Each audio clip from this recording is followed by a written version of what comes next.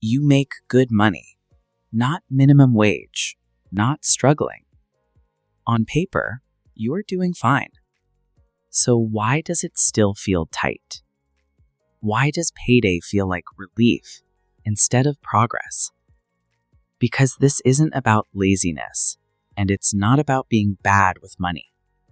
It's something much quieter than that, something almost invisible.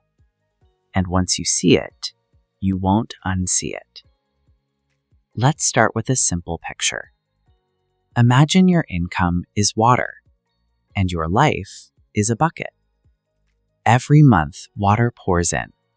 Salary hits your account. Numbers go up. For a moment, it feels good, stable, safe. But then, drip, drip, drip. Tiny leaks start draining the bucket. Rent, car payment, insurance, utilities, subscriptions, food delivery because you're tired. Nothing extreme, nothing reckless, just normal life. And that's the problem, because normal leaks are the hardest to notice. Now here's where it gets interesting. You don't feel irresponsible. You don't feel out of control. You feel average, like everyone else. Your coworkers upgraded their car. Your friends moved into better apartments. People around you are traveling more, buying nicer things. It doesn't feel like overspending. It feels like keeping up. And slowly, your lifestyle adjusts to your income. Let's make this real. Imagine someone earning $5,000 a month after taxes. Sounds solid. Now break it down. Rent, $2,000. Car and insurance, $700. Groceries, $600. Utilities and phone, $400. Subscriptions, $300. Dining out and random spending, $600. That's $4,600. Before investing, before building wealth, before long-term security. Only $400 left. And that's on a good salary. Now imagine they get promoted.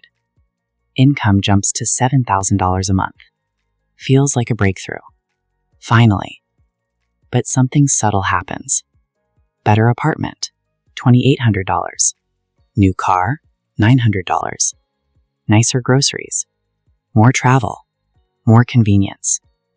Expenses quietly rise to $6,500. Still barely saving. Different income.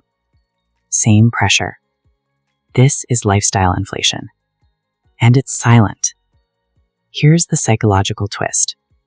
When your income rises, your brain relaxes. You feel safer. And safety makes spending easier. You don't think, I can't afford this. You think, I deserve this. And sometimes you do. But repeated over years, deserve turns into dependency. Higher income becomes higher obligation. And higher obligation becomes pressure, not freedom. Now think deeper. Why does this hurt more than low income? Because expectation rises with income. If you earn $40,000, you expect constraint. If you earn $120,000, you expect comfort. So when stress still exists, it feels like something is wrong. But nothing is wrong. The bucket just has bigger holes. Most people think the solution is simple. Earn more. And earning more helps. But only if the holes stay small. If your expenses grow at the same speed as your income, you're running in place, working harder, but not moving forward. It feels like progress, but it's maintenance. So what's the actual fix? Not extreme budgeting, not cutting every coffee, not living like a monk. The fix is awareness. You fix the holes first, before you pour more water. You question upgrades. You delay lifestyle expansion. You let your income grow faster than your expenses, even by a small margin.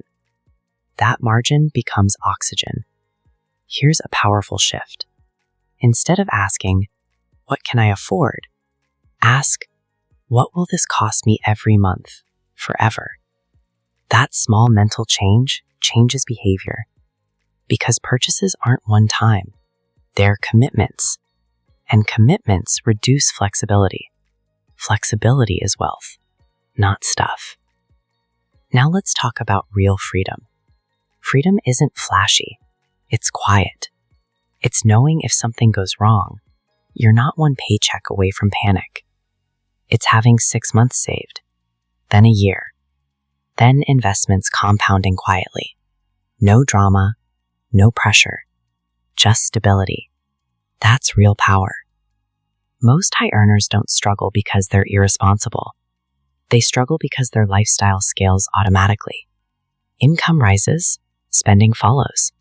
No decision is made consciously. It just happens. And years pass. Without real financial momentum, imagine instead, you get a raise, but you keep your lifestyle steady for 1 year. Just one. That extra $1,000 per month?